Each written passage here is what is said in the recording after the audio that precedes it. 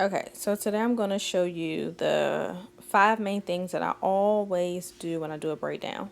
So as you can see, I have hair. I always use braiding hair. That's track hair, but I always use braiding hair. And then I always make sure that my knot is placed at the part and it's not dragging. To do this, I use a teeny bit of hair to start off with. And then I make sure that hair is closest to the face. So as I'm braiding, I'm taking a teeny bit of hair at a time. I'm positioning my hands and my arms high so that I'm not dragging the braid down or I'm not pulling on the hair. So as you can see, as I'm braiding, I am making sure my cornrow is close to her face. It needs to be sitting on her face. If she had leave out, I still would follow this method. Of course, it won't be on her face, but it will be closer to her face. So that first cornrow is going to always be like off to the side of the hair that you sectioned out for that braid. So I'm coming all the way down because I want to follow her hairline, and then I'm corn rolling over and then back.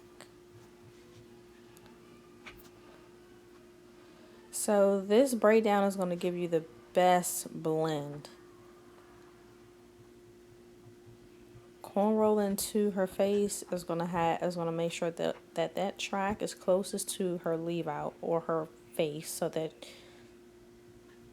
it blends better. So as I braid down, I'm making sure I braid all the way down to her neck before I start plaiting the rest of the hair. I don't want to have any hair. I don't want to see any hair when I lift her braid up.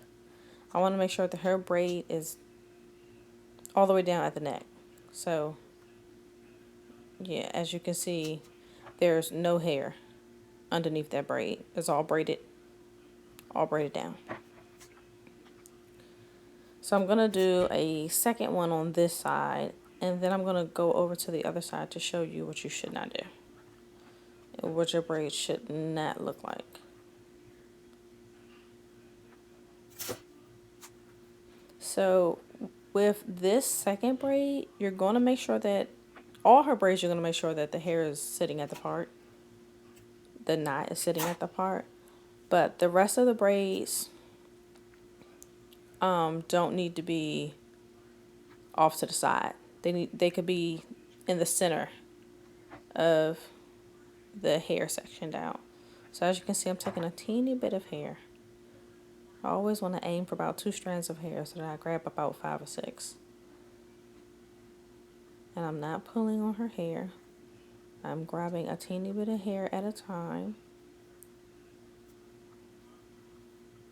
And I'm braiding, making sure that that braid is nice and tight so that when I go to sew, I have a braid to sew to. I don't want my last track to be sewn onto hair. I need my last track to be sewn on a braid to ensure that her hair does not come out and that her sewing lasts. So as you can see, I'm braiding until I get to a point where I can pull that cornrow up into the next cornrow. I can put my finger through that cornrow, which shows you that I have some space. I'm not pulling tightly. I need to have some space in between those braids.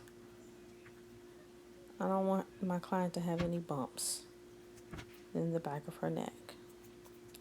And then you always want to make sure that all your cornrows line up where the neck part is. They all need to be straight. They all need to line up so that when you go to sew, you're not sewing crooked. So I'm going to give you like a better view of what the back looks like. And then I'll show you like how the track lays. So right now I'm just I thought about doing a third braid, but changed my mind. So let's go over on this side.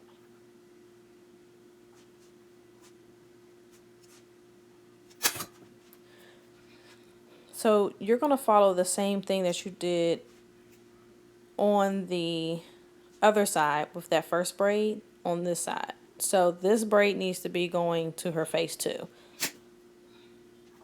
if you're doing it correctly. But I'm going to show you what not to do on this side. So I'm grabbing my hair, cutting my hair off a track because I don't have any braiding here. Stretching the hair. I always stretch the hair before I put it in. And so I'm going to show you how much hair you should not be grabbing because it will drag. That's way too much hair. So as you can see, this is what you should not do. You see how she got a space? She has like a part and then hair and then braid. You don't want that because you're going to be sewing on her hair. As you can see, her braid is not following her hairline. That's too much space in between braid and face.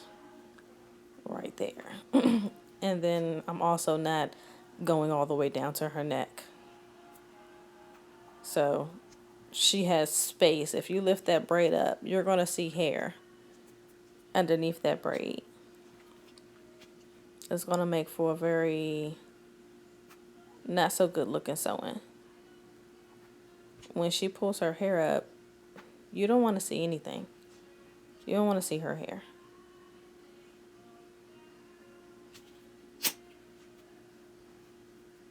So I'm going to show you once again what the braid shouldn't look like.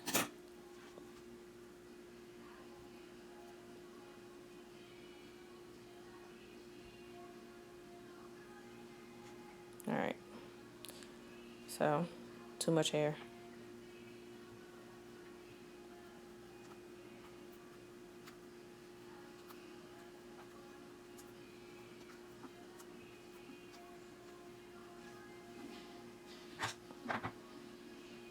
I don't know if you guys can hear the Zootopia playing in my background.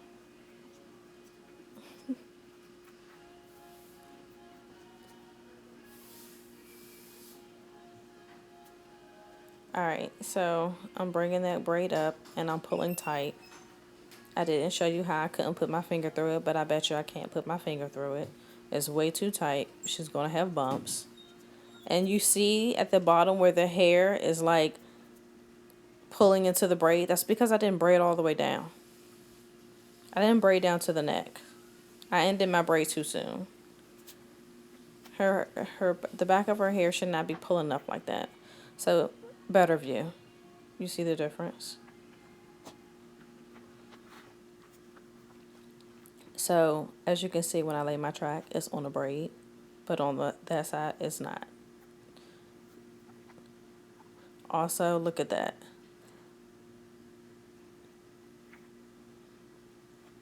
Now, look at this back.